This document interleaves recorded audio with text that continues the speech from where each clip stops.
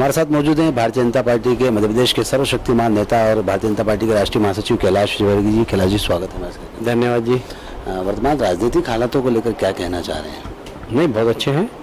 आप बिहार की हार जीत से कोई राजनीतिक माहौल बदलेगा ऐसा बिल्कुल मत सोचिए। पिछले दिवाली के पहले हम महाराष्ट्र हरियाणा जीते थे तो कोई राजनीतिक परिवर्तन नहीं हुआ।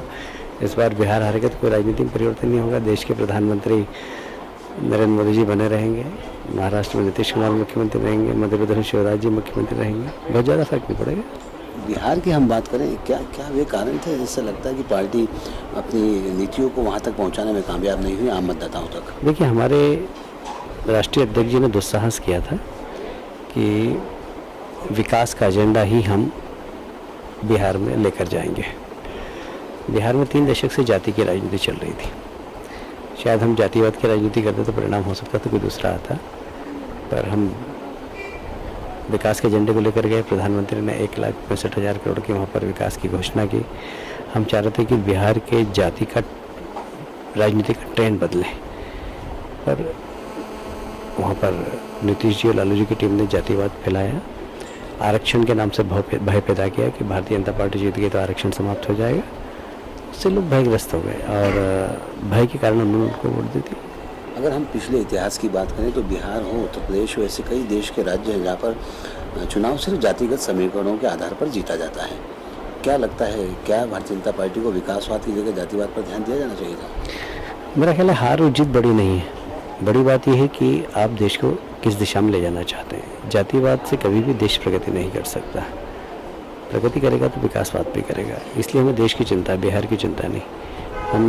हम बड़े उद्देश्य के लिए राजनीति कर रहे हैं, इसलिए हमारा एजेंडा हमेशा ही विकासवाद का रहेगा। हार जीत से हम हमारा एजेंडा नहीं बदलेंगे कभी भी। आप भारतीय जनता पार्टी के राष्ट्रीय महासचिव हैं। अगर कार्यक्रम और क्रियान्वयन की नीतियों की बात करें तो इस समय क्या प्राथमिकता है? मुझे लगता है कि जो भी अभी हो रहा है देश के अंदर, वो कल अच्छा हो इसके लिए आज हो रहा है। ये दुर्भाग्य है कि पार्लियामेंट में हमारा, लोकसभा में हमारा बहुमत है, राज्यसभा में हमारा बहुमत नहीं है। इसलिए जो रिफॉर्म्स करना है उसमें राज्यसभा में हम नहीं कर पा रहे हैं। राजनीति की जगह देश की जगह। कुछ विषय ऐसे होते हैं जब राजनीतिक दलों के नेताओं को देश के बारे में सोचना चाहिए, राजनीतिक दलों से ऊपर उठकर। दुर्भाग्य से पिछला पार्लियामेंट सेशन जिस प्रकार चला, लोगों ने राजनीति की। अभी भी यदि देश के बारे में सोचेंगे तो माननीय प्रधानमंत्री जो रिफॉर्म करना चाहते हैं वो हो सकता है। पर मुझे लगता है कि राजनीति ही हावी रही है अभी तक, और देखते हैं इस पार्लियामेंट में बाकी दलों की भूमिका क्या रहती है। जय की जय जयकार में कहीं वो देश हित नहीं भूल जाए। बात है, देश ही पहला मुद्दा होगा। पश्चिम बंगाल की बात करना चाहता हूँ, जहाँ का प्रभार आपके पास है। अभी तक जो आपने वहाँ काम किए हैं, किस तरह के परिणाम आए और किस तरह की उम्मीद करते हैं?